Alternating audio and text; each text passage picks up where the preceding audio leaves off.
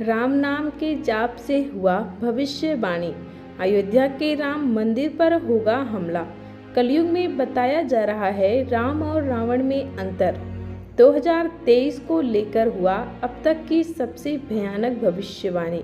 क्या है भविष्य मालिका की राम जन्मभूमि पर भविष्यवाणी? कौन करेगा अयोध्या के राम मंदिर पर हमला? क्या अब बदलने वाला है भारत का नक्शा? क्या अब शुरू होगा पूरे विश्व में उथल पुथल? जानेंगे सभी सवालों के जवाब आज के वीडियो में। नमस्कार मित्रों, GLI टिप्स में आपका स्वागत है। मैं हूं आपकी दोस्त पूजा। दोस्तों, वैसे तो आज तक हम सभी संत अच्युतानंद बाबा वेंगा और महान भविष्यवक्ता नास्त्रेदमस के भविष्यवाणियों के बारे में सुनते आ रहे हैं, परंतु आज के वीडियो में हम आपको एक ऐसे सिद्ध बाबा के बारे में बताएंगे जिनकी भविष्यवाणी ही नहीं बल्कि उनके द्वारा बताए गए चमत्कार भी दुनिया में चर्चा का विषय बना हुआ है। आज से लगभग 1000 साल पहले यूपी के देवरिया जिले में एक महान सिद्ध संत का जन्म हुआ था, जिनका नाम बाबा देवराहा बताया जा रहा है। लोगों का कहना है कि उनका आयु 9 साल पुराना है। वहीं कुछ का मानना है कि 500 साल और कुछ का कहना है कि 250 साल ही पुराना है। हालांकि उनके निश्चित आयु का पता अभी तक किसी को नहीं चल सका है। बाबा देवराहा ने आज तक जितने भी चमत्कारों और भविष्यवाणियों के बारे में बताया वह सटीक साबित हो रहे हैं। माना जा रहा है कि उन्होंने 900 साल पहले ही अयोध्या राम मंदिर को लेकर एक सटीक भविष्यवाणी की थी, जो कि आज लोगों के जहन में डर पैदा कर रहा है। भविष्यवाणियों के बारे में जानने से पहले जान लेते हैं देवराहा बाबा के बारे में। देवराहा बाबा कौन हैं और कहाँ रहते हैं? मान्यता है कि हिमालय में स्थित एक गुप्त सिद्ध आश्रम है, जिसे ज्ञानगंज के नाम से जाना जाता है। उसी स्थान पर कई सारे सिद्ध योगियों का मंडल रहता है। उन्हीं के संपर्क में रहते हैं देवराहा बाबा। कहा जाता है कि देवराहा बाबा के पास भविष्य देखने की क्षमता थी। सिद्ध योगियों के संपर्क में रहकर ही बाबा ने भारत और दुनिया को लेकर बहुत सी भविष्यवाणी भी किया है। ज्ञानगंज के बारे में यह भी माना जाता है कि जब शीत युद्ध यानी कि रूस और अमेरिका का युद्ध अपने चरम पर था, तब उस समय कई बार रूस और अमेरिका के बीच हालात ऐसा भी आया था कि दोनों एक दूसरे पर परमाणु हमला करने के अंतिम चरण में थे।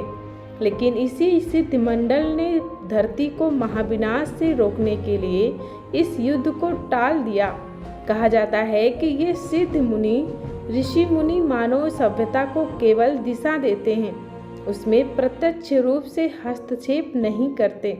इन्हीं सिद्ध ऋषि मुनियों की ओर से देवराहा बाबा को संकेत मिला था कि अयोध्या में जन्मे भगवान राम का मंदिर जन्म स्थान पर ही बनेगा। दोस्तों, देवराहा बाबा आज हम सबके बीच नहीं है, क्योंकि उनका देहांत 14 जून सन 1990 में ही हो गया था। परंतु उनके द्वारा कहे गए बातों आज हम लोगों के जहन में घूम रहा है, क्योंकि एक देवराहा बाबा ही ऐसे व्यक्ति थे जिनको अटल विश्वास था कि राम मंदिर का निर्माण उसी स्थान पर होगा। आज उनके देहांत के 30 साल बाद जब उनकी बातें शब्दतः सत्य साबित हुई, तो लोगों को लगता है कि राम मंदिर निर्माण को लेकर वह क्यों इतने विश्वास से भरे हुए थे। जैसा कि दोस्तों हम सबको पता है कि हमारे भारत की संस्कृति को आज पूरे देश विदेश के लोग भी अपना रहे हैं। जिस तरह से हिंदू मंदिरों का जीर्णोद्धार हो रहा है, वह इस बात का पक्का सबूत दे रहा है कि अभी पूरी दुनिया सनातनी धर्म के आगे नतमस्तक हो रहा है। इसलिए पूरे भारत को विश्व गुरु के रूप में लोग अभी से ही देखना शुरू कर दिए हैं। दोस्तों, उत्तर प्रदेश में सरयू नदी के किनारे स्थित है अयोध्या नगरी। इसी पावन नगरी में भगवान श्री विष्णु ने अपना रामा अवतार लिया था। राम मंदिर पर की गई भविष्यवाणी। आज से लगभग 1000 साल पहले ही बाबा देवराहा ने अयोध्या राम मंदिर पर हमले की भविष्यवाणी कर दिया था। उन्होंने अपनी भविष्यवाणी में बताया था कि जब चौथा महायुद्ध शुरू होगा तब अयोध्या राम मंदिर पर 13 मुस्लिम देशों का गाठजोड़ हमला होगा।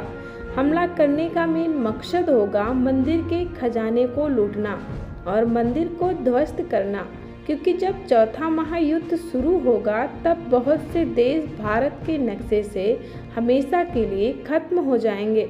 यानी कि एक बार और होगा देश का बंटवारा। जिस तरह से एक बार पहले भी भारत और पाकिस्तान देश के बीच बंटवारे हुए थे और उस बंटवारे में बहुत से देशों का अंत भी हुआ था और साथ ही बहुत से लोग मारे भी गए थे, ठीक उसी प्रकार फिर से शुरू होगा देश में बंटवारे का युद्ध। हालांकि यह युद्ध उस युद्ध से थोड़ा हटके होगा, क्योंकि यह भारत का आखिरी लड़ाई होगा। इस लड़ाई के बाद भारत फिर से विश्वगुरु बनेगा। उन्होंने अपनी भविष्यवाणी में सिर्फ राम मंदिर को लेकर ही नहीं बल्कि चारों धामों को लेकर भी भविष्यवाणी किया है। बताया है कि जब चौथा विश्व युद्ध शुरू होगा तब पृथ्वी से चारों धाम लुप्त हो जाएंगे। भगवान श्री हरि विष्णु अपने धाम को छोड़कर बैकुंठ वापस चले जाएंगे। गंगा नदी युक्त होकर स्वर्ग वापस चली जाएंगी। देवराहा बाबा का कहना है कि जब कलयुग में पाप हद से ज़्यादा बढ़ने लगेगा तब इंसान ही इंसान का दुश्मन बन जाएगा और यही वजह बनेगा चौथा महायुद्ध शुरू होने का। इस युद्ध में भारत का साथ देंगे भगवान विष्णु, जो कि धरती पर कल्कि अवतार के रूप में अवतरित होंगे। जब चौथा महायुद्ध समाप्त होगा तब कल्कि भगवान जाएंगे अयोध्या राम जन्मभूमि का फिर से निर्माण करेंगे। यानी कि जब सतयुग का आरंभ होगा तब अयोध्या राम जन्मभूमि उसी जगह पर फिर से बनकर तैयार हो जाएगा। दोस्तों, युग परिवर्तन होने की प्रक्रिया आज से नहीं बल्कि सदियों से होता चला आ रहा है।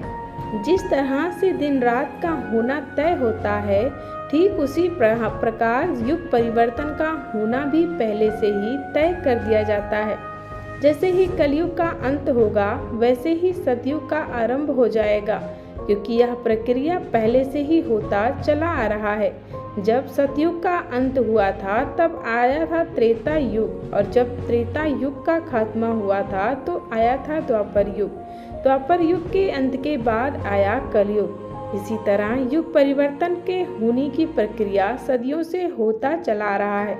दोस्तों, आप सभी को देवराहा बाबा की भविष्यवाणियों के बारे में जानकर कैसा लगा, हमें कमेंट सेक्शन में कमेंट करके ज़रूर बताएं। हमारे चैनल पर नए हैं तो चैनल को सब्सक्राइब करें। धन्यवाद।